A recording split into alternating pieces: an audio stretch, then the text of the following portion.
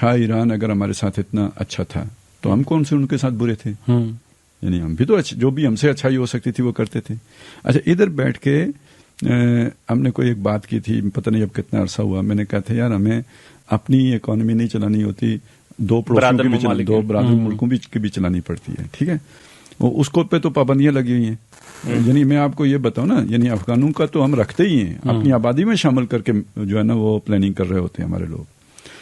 Iran का मसला ये है कि हम प्लानिंग तो शायद न हो, लेकिन उनकी लॉबी इतनी मजबूत है कि हमारी लीकेज बहुत ज़्यादा, ये जो हम मनी लॉन्ड्रिंग और ये वो, तो ये चीज़ें अब अच्छा ये भी वाला जो पीछे वो आया था ना, वो क्या होता है जी, वो जो मालियाती को जो कुछ बना था, पाबंदियां लग गई थी, ब्लैक लिस्ट हो गए थे, होने वाले थे, उसके पीछे वो जो था FATF वाला, तो उसमें माली बेज़ाब्तियां भी तो बीच में थी ना।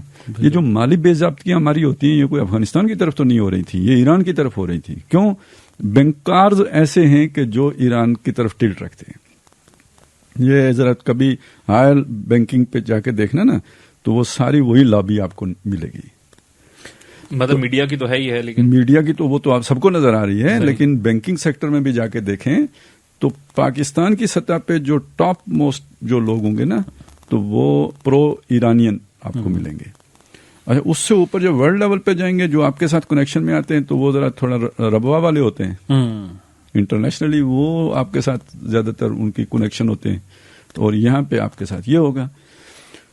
तो कहना मैं ये चाह रहा हूं कि इसमें हमारी शरारतें कब शुरू, यानी ईरान के साथ हमारी कोई उस तरह का मसला नहीं था, बल्कि बड़े गहरे मरासिल। ईरान में जब इनकलाब आता है, अब ये बात जरा सोचेगा, मतलब सारा इल्जाम ज़ियाउल हक को चला जाता है कि वो कोई बड़ा मुतासिब किस्म फौजी बंदा, उसका क्या मसलक होगा यार, ठीक है, वो भी ज़ियाउल हक। मसला ये था कि जनाब जो रेवोल्यूशन है, ट्रू रेवोल्यूशन हमेशा एक्सटेंड करता है, वो एक्सपोर्ट होता है, वो अपनी सरहदों के अंदर नहीं रहता है। ये रेवोल्यूशन था नहीं, तो उसे सच्चा साबित करने के लिए आपने जनाब आगे तहरीकें चलाई हैं। जबरदस्त। ये सद्दाम के साथ क्यों मसला हो गया था? ये सद्दाम इराक पे कब्जा करना चाहते थे, उधर इनकलाब लाना, ये सऊदी अरब पे इनकलाब लाना चाहते थे वहां तक। यहाँ हमने आपको पता नहीं याद होगा या नहीं याद होगा, यहाँ पे एक तंजीम बनी थी, तहरीक नफाज फिका जाफरिया। जी बिल्कुल है। क्या मतलब?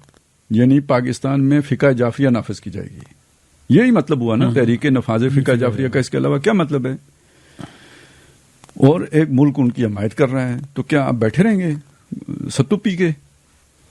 अब उसका अच्छा यही नहीं, एक यहाँ पे ऑर्डिनेंस नाफिज हुआ था ज़ियाउल हक के मार्शल लॉ के दौर में, ज़कात ऑर्डिनेंस, मशहूर, वही जो अब बैंकों से ज़कात काटी जाती है, तो सबके लिए था। इन्होंने जो ना हमारे अहले तशय्यो, उन्होंने कहा कि हम नहीं देते। इस पे ये अपना सदारती क्या सेक्रेटेरिएट का उन्होंने आके गिराव कर लिया था, और फौजी जो जनता है उसे मजबूर कर दिया था ऑर्डिनेंस वापस लेने पे, अपने लिए एग्जेम्पशन ली थी। जब आप रियासत को इस हद तक कॉर्नर कर दें तो उसने कोई प्लानिंग नहीं करनी होती। वो था जिसकी वजह से फिर वहां के मुल्लाज को तकलीफ हुई है, यानी तो वो फिर ये सारे ताल्लुक, अच्छा उनकी लॉबी चूंकि यहाँ मीडिया में मजबूत थी, तो वो सारी लानत आज तक ज़ियाउल हक पे बरस रही है। अच्छा, फिर मजहबी मालियात का भी तो एक इल्जाम है कि वो ट्रांसफर वो सारा मैंने जो है ना, वो तो खुमस, तो भाई खुमस है ना, जो सब कुछ जा रहा होता है उसका खुमस है वो। यानी आपको वो बड़ा लगता है, और बात वो भी सही है कि खुमस आपका यहाँ से इकट्ठा होकर वहां जाएगा, गुम जाता है, ठीक है। लेकिन मैं जो कह रहा हूँ, जो जा रहे हैं, वो जो खुमस जा रहा है वो उसका खुमस है, 20% है उसका, ज्यादा जा रहा है, लीकेज ज्यादा है। तो ये हमारे यहाँ करप्शन या जो कुछ भी होता है उसका एक हिस्सा ये भी है, जिसको जहन में रखें।